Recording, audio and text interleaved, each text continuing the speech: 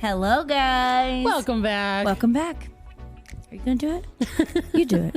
Hi, guys. I'm Cyndi. And I'm Paige. And this is Mom's the Word. Where Mom knows best. Or at least she is trying her best. We really are. We're trying our best. We're not doing great at the intro, you guys. We're not.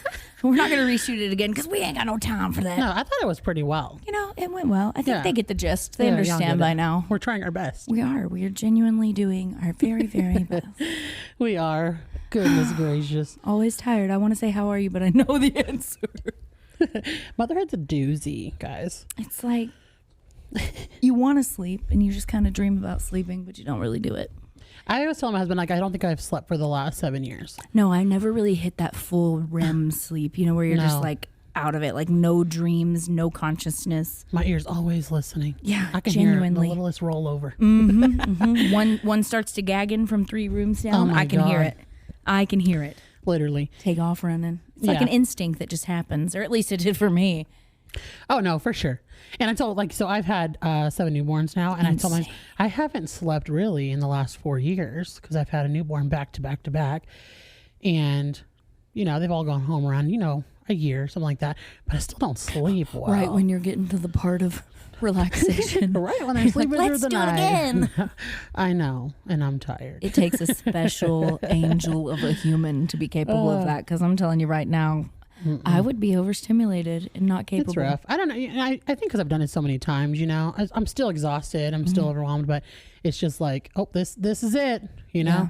Yeah. And she's, our foster daughter is very much a baby still. And so right now she's almost 3 months old. So, we're getting there. In the thick of it. We're in the thick of it. In the thick of it. We sure are. How much are you waking up in the middle of the night? Actually, now it's only about 1 to 2 times a night. But nice. because I feed before I go to bed, so like 11:30, I will feed. You do a dream feed. I do a dream feed. That's what they call it. Always have. Yeah. Always You're a big will. fan of them. I am. So we put them down for bed, and then I know around that 3-hour mark, they're going to get hungry. So before they wake up, I'm dream feeding. Just, you know, make sure they're up, pop a bottle in their mouth. They're awake enough to fully drink. You fully burp, and you lay them right back down. Nice. And then that's usually by, you know, between 11:30 and 12. That's when you're laying down. That's when I'm laying down. And then she'll wake up one more time around 3:30, and then put her right back down. And then she's up at 7. So you lay them down at 7:30. What are you and your husband doing from 7:30 to 11:30? You have like a routine of like, let's just hang out together. Do you like clean the kitchen together and then so I can tell you, decompress? so Fox, who is a year now, my baby turned 1. Just turned 1. Sweet boy. He is down definitely by 7:15, between 7:15 and 7:30. Now the baby, she's a newborn, so hers fluctuates between 7 and 8. In between there, I'm making sure it ends somewhere in there. You're working on a routine. Yeah. Oh yeah. We're working on it, but it's always somewhere in there. And then Bear's 8 o'clock. So by 8:30, I'll say, me and Chris are done. Yeah. We're usually laying in our bed, like scrolling our phones for a minute after, like we unwind for a second. We're like, we meet in the middle. Disassociating. Exactly. And then we'll put on a show. We really like to watch Survivor together. Same. We will rewatch some episodes and things like that. Sometimes we clean together. You know, we watch a movie Whatever together. needs to get done. Exactly. Take a shower together, you know, doing something together. And we stay up for a while until Chris goes to bed about 10:30. And then I make sure I'm up. I'm just scrolling my phone, usually answering comments or watching a show. And then I feed the baby. And then, she wakes up in like at the exact times now. So Very nice. I'm getting way more sleep now. Right. More than you were. It was like an hour and a half in the beginning because she was so itty bitty. But now she's gaining so weight now. Itty so bitty. she is. She had to be on a higher calorie food. Yes. She was so little, She's still right? on that. She's still on that. But yeah, she was so little. Full term, but just so little. Some babies are little, you know? Right. And yeah, she's doing good. She's thriving. I know some people may be curious to this, and of course, you only share what you feel is necessary. But with her situation right now, with that foster care journey, do you have any update or anything that you want to say? You're just still in the foster care journey with her. Yeah, no, there's no updates. Everybody's always so nosy as to. So people know there's like court goes on as soon as you get babies, but basically their status hearings, where are we at, what's going on with the family, what's going on with the baby, get everybody on the same page. But there's no big updates on things. It's a slow process. Yeah. And, you know, we've had her 2 months now, almost 3 months now, I'm sorry. And basically it's just us loving her, like making sure she grows, and whatever happens behind the scenes is really none of my business unless it you know, involves her personally. So, but yeah, there's no big updates. A lot of times in foster care, it's around that 6 month mark that you really like, okay, this is how the family's doing. This is how things are progressing. So that's kind of more so when you hear things. But. So it's not abnormal. I know some of your followers are thinking, wait, she doesn't give us updates. It's not abnormal to not have any sort of talking about it until around 6 months anyways. Yeah. And, you know, like as I've grown to become, you know, I've grown in my journey of sharing things. I share less and less. Yeah, I agree. And not that I've shared more in the past. It's just that more people have stated opinions and things like that. And I've learned a lot along the way, and I've never overshared. I have never overshared, and I can say that for a fact. But I just want to make sure that I'm respecting everybody and I'm learning. And so until things are definite, I don't like to share things. Yeah. I don't even share if kid goes to visit anymore. I don't, because that's what I was going to say. You used to say the visits, and I think that's where people are like, she doesn't share as much anymore. No, because let's say we miss a visit or something and people might notice. It's just no one's business. Yeah, so I agree. I've just become, you know, that way. I just don't share as much. So that's what's going on with Cyndi right now. Yes. A 1-year-old still in the journey of foster care with a little one. Yes. A son homeschooling, about to have a Christmas break, right? Awesome. Do y'all I'm about to sneeze. You gonna sneeze? Well, are you a scream sneezer? No. I'm scared. No, I talked about it. Look so at the light. Now it's not going to come. No, it's gone. Okay, I'm sorry. It's gone. That happens. Well, yes, I am in the thick of it. I have... Does Bear have a Christmas break when you homeschool, or do you just homeschool every day? So he does technically get a Christmas break. Like when we travel and things like that, we'll take breaks, but it's not on like the school district schedule. Right. So like sometimes I'll go all the way up till Christmas Eve because that's just in our house, and we're going to take a trip the week after, you know, when all the kids are back in school, we're going to Disney World. And during the week of Disney World, we're not going to do school. So I do take breaks. They're just not on the school district schedule all the time. Sometimes they are, like Thanksgiving break, like the 3 days the kids were off, he was off, but really no, like if we're on top of it, but no, sometimes we do things on Fridays, and so we make up for it different days. But we like to take trips when the kids are in school. Yeah. So his breaks are a little bit different. That's one of the things I just thought of whenever you were like, well, the kids are going to be in school and we'll be at Disney World. I was like, oh, yeah, that's so nice because it's probably not as crowded. Exactly. Yeah, that's so like nice. A really nice thing, is that like it won't be as crowded and we can move our schedule around. Or the homeschool perks. Yeah. That makes me think too, because like sometimes I'll go to things and there'll be kids there and I'll be like, aren't you supposed to be at school? No. Like, there's it's so kids. odd to me, the parents of people who do look like that. A lot of like the older generation, like, why are these kids out here right now? Why are they at a restaurant on a Wednesday? And I'm like, because we're homeschooled. Yeah. And we can do school anytime we want. I think that's so cool. I'm really considering that journey with Boston for whenever he's older. Right now he is in ABA therapy and I'm not equipped to give him the correct therapy that I feel like he's getting in this school that he's at now. But whenever we go to like general education, it's something I'm seriously considering, and you inspire me in that sense, so I'm excited about it. Yes. So it's whatever your child needs. You'll get there and you'll be like, okay, I really want to explore this, but maybe it's not right for him at this moment. Yeah, definitely. And we even come to that every year. You know, who knows where we'll be? What if he wants to go back to school? I'm never like stuck on one thing. We talked about this about like parenting styles and how like it feels like I'll say like I'm for something one day and then the next day I decide I'm not, because we're just very teachable in that sense of like everything changes. Oh, so what quickly. I did with one child doesn't work for another. Oh no, I have learned that one. Especially That's for you. Sure. Yeah. Oh yeah. You could, you know, think you have a way of teaching a child or, you know, disciplining this way or, you know, redirecting this way, when that child is going to be like, no, ma'am, that don't work for me. Right. So my parenting style has changed for every child that I've ever had, and it has to, because every child has different needs and different ways of reacting to things. Some are more emotional, and you know. Well, and I think it's important to note that too, because we get asked a lot about advice, and I want people to know like what we say is not like the set in stone black and white version of like making everything better for you. Every child is different, every parent is different, and I think that it's important to know that you can have different parenting styles with different children, even under one roof. You know, what works for one way may not work for another. And we are not the end all be all of mom advice. No. We're literally learning as we go too. So. I've had a lot of kids, and I can tell you that for a fact. Like, what worked for Bear as a baby does not work for Fox as a baby. Oh, amen to that. Juliet and Boston are just night and day different. My motherhood has changed and changed, and it's going to change, probably change today.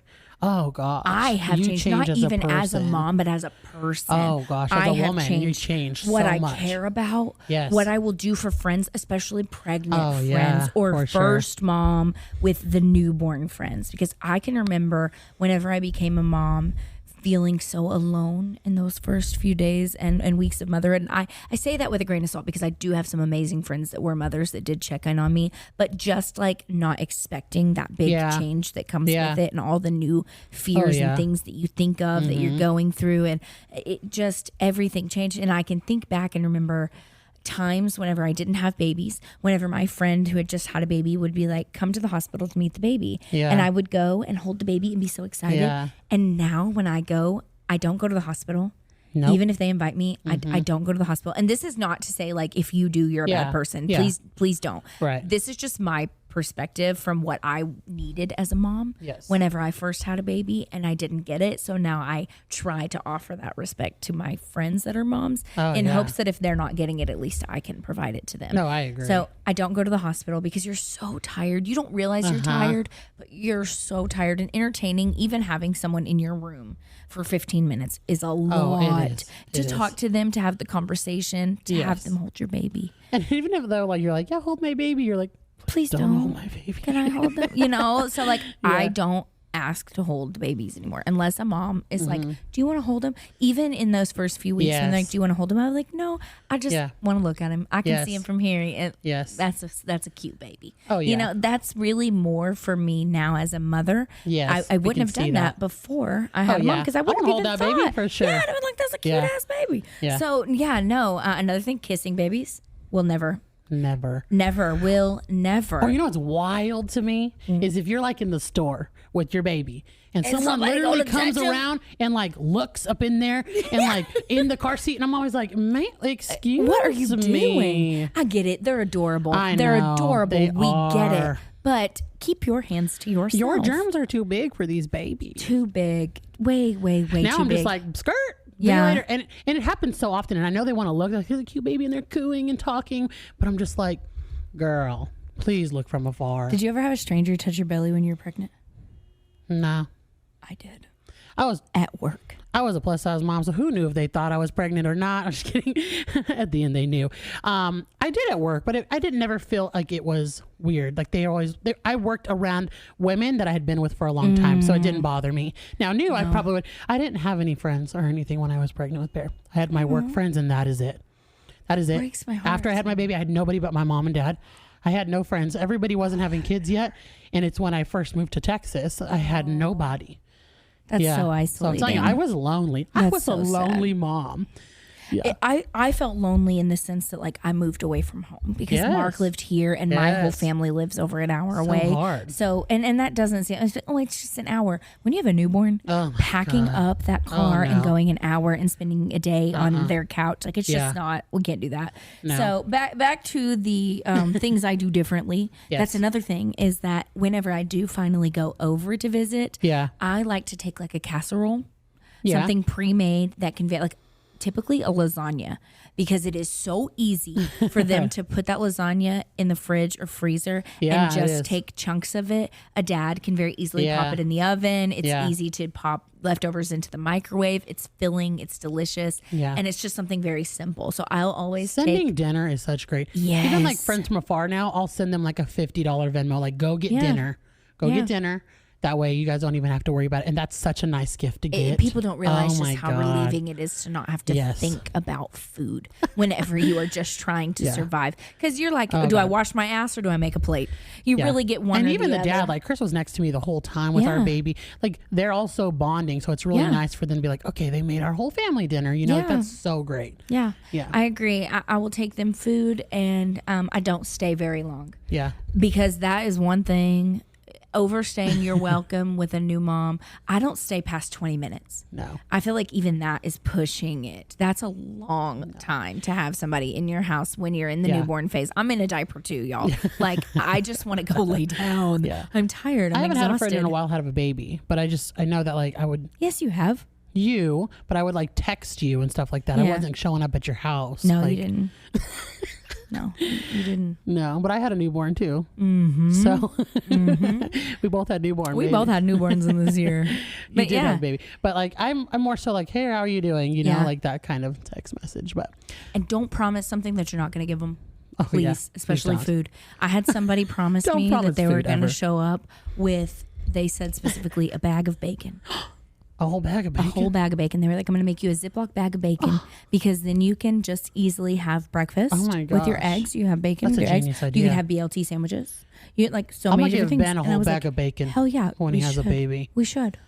Send you a bag of bacon. Look how excited he needs looks. Bacon. Ben's bacon. This is Ben's bacon. I'm going to have a Ziploc bag that just says Ben's bacon. Because he's having a baby, so. He is having a baby. But don't promise people that. Okay, Ben, I'm gonna we are going to give you the bacon because somebody promised me bacon and showed up with donuts. Really? A box of donuts. That's terrible. It's actually a horror. And then I sound sweet. shitty for being like savory bacon. Well, and I sound bad for being like I didn't want those donuts. But why'd you tell me you were going to bring me stuff for sandwiches and breakfasts and everything? And you brought me one singular breakfast. Oh, I did. We're no contact. I hate this is super controversial. There's not a donut out there I enjoy. They make me feel terrible. But bacon, I can. Bacon. I literally have 2 pounds of bacon in the freezer waiting for Christmas Day. I'm going to feed my entire family bacon. Just bacon. Bacon.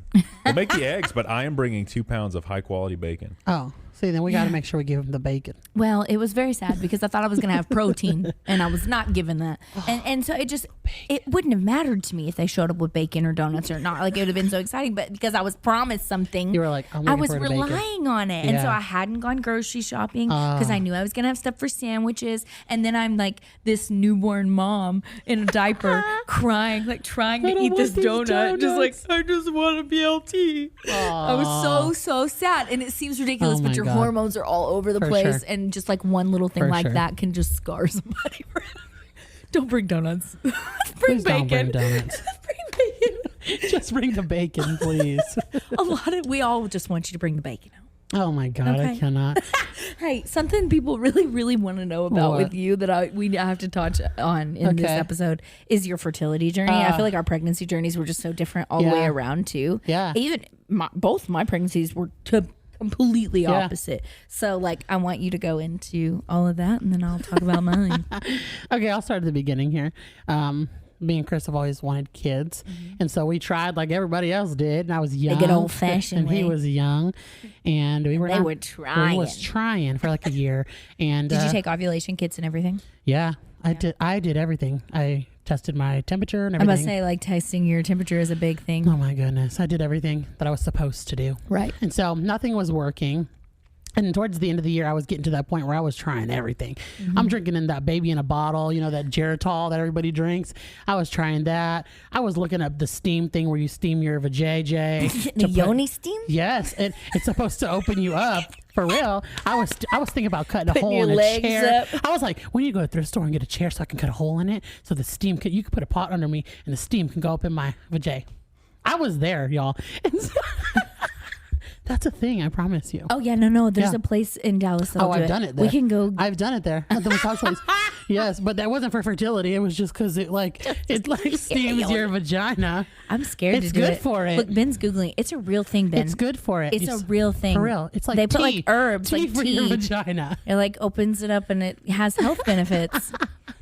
So anyways, I was there, you guys. I was at that point of my fertility journey that I was like, I'm trying anything. Ben's face right now behind Ben's the camera. face is amazed. He looks shocked. Astonished. Don't hate it. It felt kind of good. Yeah. Maybe you need to open them for your balls. But I did that afterwards. Anyways, I was there with Chris. And then I was like, you know what? I'm going to go to an infertility doctor. Let me look somebody up. So I did.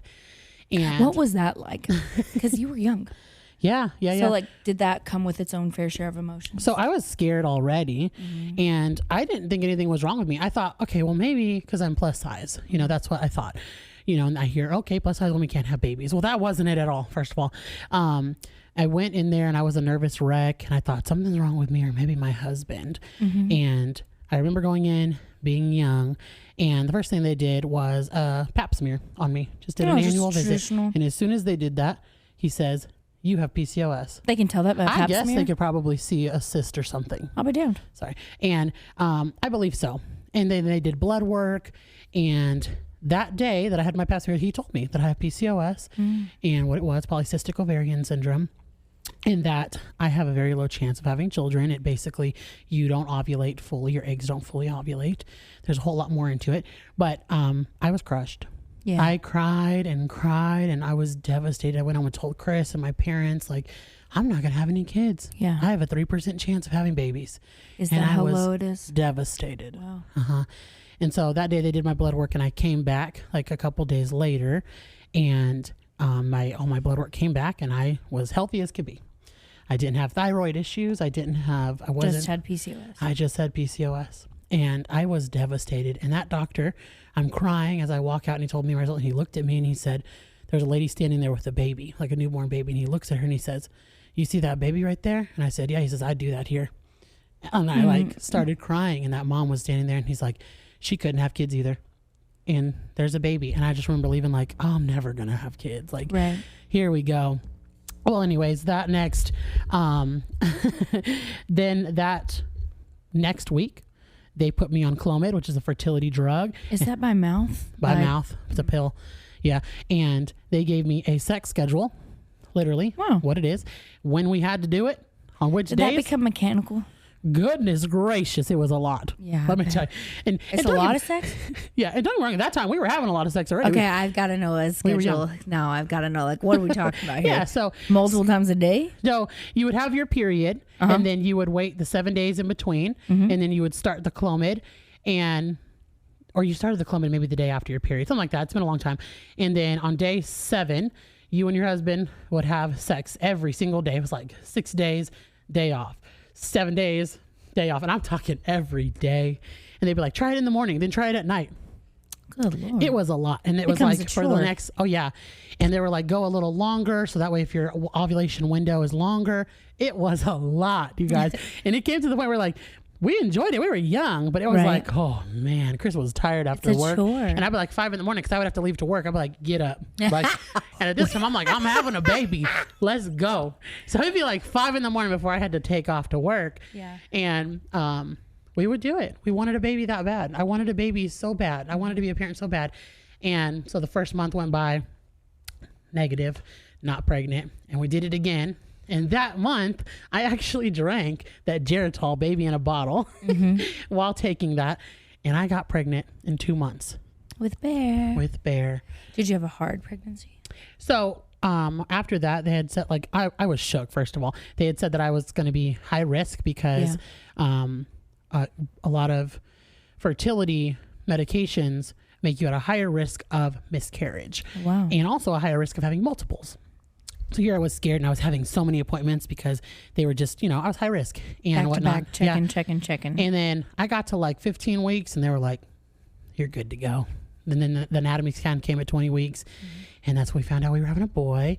And no, you waited that long? I did. I did not wait that long with you. I did. I didn't know that was a thing when I had Bear, honestly, that I could know early. I had no idea. Wow. I had a strong baby. He was strong and I was carrying a baby so great. They would say, he was like, you carried the baby beautifully, nothing's wrong. I did my juice test or whatever it's called. What's that called? The glucose test. Nothing came back.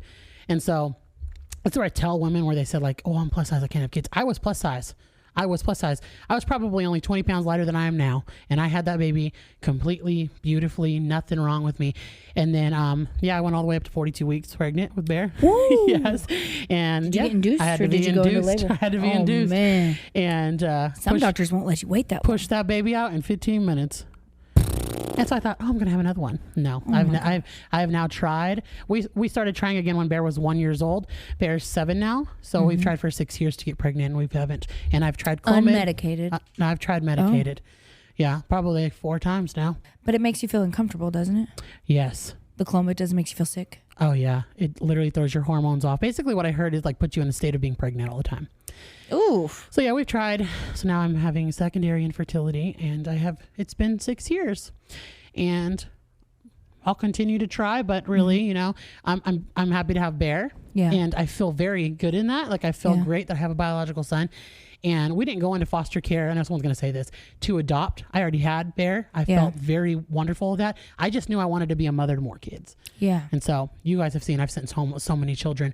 I just felt that to have children in foster care come stay with you forever. Yeah. I had that yearning feeling of being a mama, you know?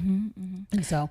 If you had advice for somebody that's struggling right now with PCOS that is looking at you as an inspiration, what words would you give them as they struggle through that journey?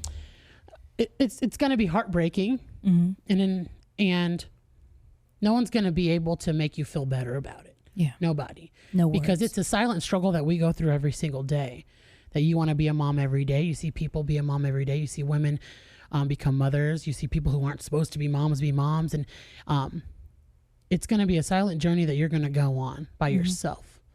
But if you don't lose hope, and it's hard because I'm going through it now. And so I would love to have another baby, but I just hope that mentally you find things that you find joy in and pour into those things while you're not a mama, and that be hopeful that you will be one day. Don't lose that hope, because I haven't.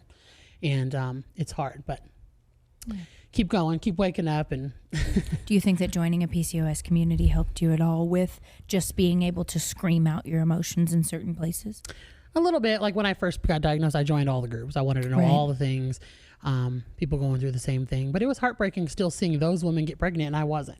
Yeah. So like even now, like it's hard because I've tried for a long time, and it's hard. It's hard to keep seeing that and be happy, and you are happy for them, but you're like, why not me? Right. The comparison game. Yeah. Only becomes more difficult. Yeah. But just don't lose hope and find joy. And if you would like to, if you're yearning to be a mother, don't go into foster care for that. But yeah, absolutely not. Taking care of kids of all ages could be a wonderful thing. You might want to look into teenagers or something like that. But just don't lose hope. And I hope that you become a mama. Yeah, just me know too. that I do. I hope that you become a mom. We have such different so tell me about yours. In that sense, mine's a whole pull-out baby. So Mark and I, Mark,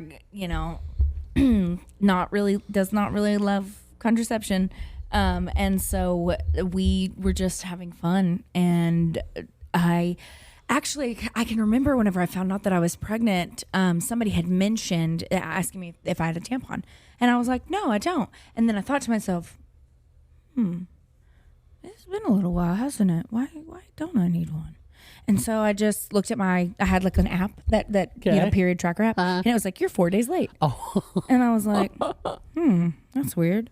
Which, to be fair, I was a lesbian for 9 years and I didn't track it. Didn't even have to worry about that. So whenever I started dating Mark, I had to download a whole app to track it, So I was like, well, maybe this thing is just off. It's only been on here for hell at that point, like 10 months. And I was like, maybe only 10 months. Maybe it's just off. And so I went and got a pregnancy test. Mark was with me that night. We were at my apartment. Ooh. And I was like, I'm going to wait till I'm a week late. Because in my brain, for whatever reason, keep in mind, I've been pregnant before and taken a test before, but I was 18. I was a child and in a Walmart bathroom. So a totally different experience. Yes. I was just like, it won't show up until I'm a week late. Yeah. Whatever. For whatever reason, that's what I thought. So I was like, I'm going to wait till I'm a week late. And then I was like, no, you know what? I'm just going to take it. Okay. I'm just going to take it. I had anxiety. I was just like, I'm just going to take it. Yeah. So I can remember we had ordered Palio's. If you know what Palio's is, like an Italian restaurant. We had ordered Palio's, and the delivery driver knocked on the door at the same time that I was going to check on it. So Mark was opening the door to my apartment to get food, and I was looking at a pregnancy test. And whenever it was as positive as they can be, like 2 lines for sure. And he comes in the room to see, like, he's like, hey, did you check? And I'm like shaking trying to open the digital. Oh my God. Because I'm like, holy shit. I'm pregnant by my boyfriend that no one even knows I'm dating. And so I'm in full panic mode at that point. But he was really nice and reassuring. It was just like, I can remember he took a deep breath and he was just like, okay. Because he had kids already. And so it was a lot. It was a lot for a second to swallow, but just because it was so unexpected. Boston was just so unexpected. Boston's pregnancy, I told you the story. Yeah. People always ask me, what's the difference in a girl pregnancy and a boy pregnancy? Yeah. There's a lot. a lot. And some people will say that their girl was easier, their boy was easier. They were so different that they were both difficult in different ways. Okay, I can see that. So with Boston, I had tachycardia, which is like a heart condition where my heart would just start racing out of nowhere. And it would just feel like it was pounding out of my chest because he would lay his big head on one of my ventricle veins or some shit. I don't know. I'm not a doctor, but that's what they would tell me. And it would make my heart start working a lot. So I'd feel like I was having a panic attack out of nowhere. That sucked. And then he also made me very nauseous, but without the relief of throwing up, like trapped nausea. Yes. Mark had gone to pick up groceries and had a rotisserie chicken in the trunk, and I could smell it from the trunk to the front, and I just sat in the front seat crying. Those smells. It smells so bad. I was hanging my head out the window, and we're driving from Denison to Plano because at that point we're commuting, which is an hour, with this stupid chicken in the back. God. I, to this day, don't really love rotisserie chicken. It just threw me off. I could only eat fruit and veggies, so I was so convinced that it was a girl, which was very exciting for me because he had 2 boys. Yeah. And so I was like, if we just have a girl, we'll be done forever. We'll never have another baby. Yeah. Oh my God. Wrong. It was a boy, which guess what? I had gender disappointment. I sobbed my eyes out whenever I found out that it was a boy, and I don't give a shit if you judge me for it, because you want to know what? I love my son. I love him unconditionally. He's amazing and perfect, and I would not wish for anything other than him. But in that moment, there was this dream of a little girl. And it does make you sad. I don't care what people say. It makes you sad whenever you find out that it's not the gender that you were maybe hopeful for. It's okay to feel gender. It does not make you a bad parent to feel gender disappointment. Please know that. The people who act like it is that big of a deal, literally get your panties out of a bunch. What do you give a shit if that person is a little bit disappointed? It's like, my thing is, if they treat that child differently because they're a different gender, okay, cool. We're all panties in a bunch there, okay? If we're just a pregnant mom that's already hormonal and just wants to have an emotion about it for a moment, let them have their feelings. That's right. They're still going to love their baby. Let them have their feelings. Give them a cookie and pat them on the back, and do not judge them, because what's the point? Right? So I was sad. I was sad whenever I found out that Boston was a boy. But, of course, I got over it because he's perfect. He's everything to me. And then I was induced with him. Well, I say that. I went into labor, and they said, okay, we're going to go ahead and induce you, because I was still driving an hour for my doctor. I was dilated to a 4 with normal contractions. And they said, okay, let's go ahead and start Pitocin. Let's kick this bad boy up. Broke my water for me and did the whole thing. How did it go? I pushed for 2.5 hours and had a 3rd degree episiotomy. That's a rip. It was from one hole to the other. It was so painful. It was pretty intense. Mark said, I just remember her bringing out these big scissors and thinking, okay, here we go. I'm about to cut the umbilical cord. And then I was like, oh, that's not cutting the umbilical cord. So it was a lot. It was, especially as a first time mom. I didn't expect any, I didn't know anything else. I'd never even heard what the hell is an episiotomy. I didn't even know that like people did that. I was very confused. And then of course the whole bacon thing happened, and that was heartbreaking. That was in the first few days. And so I didn't feel like I had like postpartum depression with Boston. I had anxiety. Bad anxiety. And then with Juliet, I had depression. It was a very different feeling with her. When I got pregnant with Juliet, it was also a little unexpected. We had suffered a miscarriage 8 months before, and we weren't really trying. And we were just not trying, but not preventing. I like to say it was just more natural. And so when we found out we were pregnant with her, we were kind of surprised in the sense of like we didn't calculate it. But I can remember being like, oh my God, what if it's a 4th boy? Oh my God. And I probably would have cried if it had been a 4th boy. You wanted your little girl. Yes, but it wasn't. And I knew it couldn't be, because she had me puking from the second I found out she was there. Sick. I mean, like, you were so sick. I lost 14 pounds. I looked damn good. I was looking good. And then so sick. I blew right back up. But no, I got gestational diabetes is what happened. And I love that you shared that journey, because it was so hard. I know. It was so hard. And people were like, well, what are you eating? I was eating perfectly fine. I was eating great. And even like my numbers during the day with my food were perfect. Yeah. It was my fasting number. I could not get my fasting number to come down. Right. Even on medication, my fasting number would be a little too high. And so they didn't want to put me on insulin. Thank God, because I'm not very good with needles. You guys know that. So, but it was very stressful. You maintained it really well. You learned how to adapt to that. You have to. Yeah, you don't have any other choice. Yeah. And there's nothing harder than being on a diet when you're pregnant. Oh my gosh. It's like all I wanted was chocolate cake.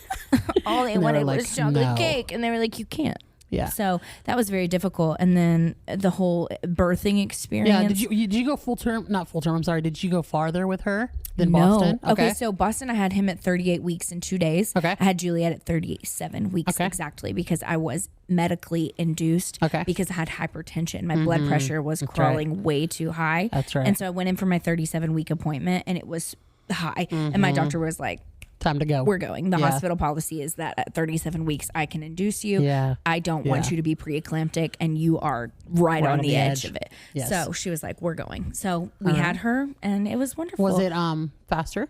It was. I only pushed for 30 minutes with her. Okay. And honestly, I don't think it was a full 30 minutes. I want to say it was more around 20. Okay. Because there were breaks in between, obviously, with the contractions. I only pushed 4 times with her. So that was great in comparison. I had not an episiotomy, but I did have a small tear. Yeah. But she told me that she was just going to let it happen naturally and that she was not going to do the episiotomy. And I was so thankful for that because she really educated me in that sense. I was so much more prepared. Even I was more scared. I had gestational diabetes and hypertension. And I was very aware of what was about to go down. Yes. So I was definitely more scared, but having the difference in provider of someone who was informative and kind and patient with me was so huge. So when people ask me like, what's the number one advice you give to a pregnant mom? Have a provider you trust. Yes. Because it's you and them. Yeah. And as a first time mom, it's hard to like know. Yeah. Because I didn't know. And how to advocate for yourself. Luckily mine was wonderful, but like, advocating is so hard. Oh my God. It's hard in people you love. I'm not very confrontational in that sense. Yeah. Not unless you mess with my kids. Yeah. Then I will come for you quickly without a second thought. But and then you had Juliet though, and you had to be in the NICU, right? Well, they both had to stay. Okay, Boston too. He did not go to the NICU, but he did stay in the room because he had jaundice. So he had to stay under the light for multiple days. And then Juliet was immediately taken to the NICU. Yes. Her blood sugar was too low, which they say is very common with gestational diabetes moms. So her blood sugar was too low. So we had to stay 2 days there while they regulated that. We also were in the NICU there. It's so hard. All of our journeys are so different, We've talked about how hard it is to walk into a NICU. Oh my gosh. There is a routine that they teach you when you go in there. Yes. That you hear it through a fog. Yes. But it never leaves your brain when it happens. And there's just something about... I can still go back to that moment of seeing my baby in that bed. I can literally still see it. And seeing other moms standing next to their baby carriers and their diapers and postpartum pajamas and how sad they look. Walking in slow. Yeah, like it's just... You kind of do this like smile and head nod to the mom across the room that has a baby that, she's also equally worried about. Yeah. So pregnancy is just, it's a whole journey. It's rough. Advocate for yourself. There's so much more we could go into on this. Advocating for yourself, making sure that you remember that your feelings are valid and that it's also okay to think to yourself, I'm being crazy. Yeah. Because sometimes you are, and that's okay. And all of our journeys look different too. Yeah, hell yeah, they do. Yeah, and I always get a second opinion on things. Yeah, I hear so many plus size moms saying like, "Well, they told me I need to lose 50 pounds," and I just feel like just always get a second opinion on things. Get a second opinion, and if it doesn't feel right, definitely look into it more. That's right, because you'll find somebody who really cares. Tell them there's good people out there. People who will look at you not like a patient, but as a human. Yeah. As a woman with a baby. And let me say something. As a plus size woman, no one's going to get this except for y'all and plus size men. We are looked at differently in appointments. I'm not just saying that. I know it for a fact. When I was 10 years old, I was told I was fat, and I'll never forget that. So when you go in, be bold. Like I will walk in now to this day and be like, I know I'm big, but I don't have that problem. I need something else. Like set it straight. Go in confidently and know. Like I know that I'm plus size, but I'm not here to talk about that. Right. You got to be bold. Because they will look at you for what you look like in front of you. Right. It's like you want to blame everything on my size. That's what I had to tell you. Yeah, exactly. Good. You can go in for something and they're going to look at you and call you fat first. Well, if you weren't plus size, that wouldn't have happened. No, ma'am. You don't know nothing about me. Anyways. Send them to me. Yes. Anyways, guys, goodness gracious. We wanted to share a little bit about that. Oh, what an exciting journey we've had. It's so different. And cheers to hopefully more. Yep. For you, not for me. Yes. For anybody asking. Somebody asked that the other day. No. Thank you. Yes for me. I'm done. No for her. Thanks. Goodness. Well, that was fun to talk about. I know. Talking about our own little pregnancy journey. Makes me emotional, guys. I'm sorry. Oh, I don't miss it. Some people love being pregnant. I miss it. I don't. I'm not a good pregnant girl. Oh, goodness, you guys. Thank you guys for joining us once again. I can't believe we made it this far. And as always, guys, keep those giggles going. And the love flowing. And until next time. Mom knows best. Or at least she's trying her best. She's trying her best, baby. Bye, guys.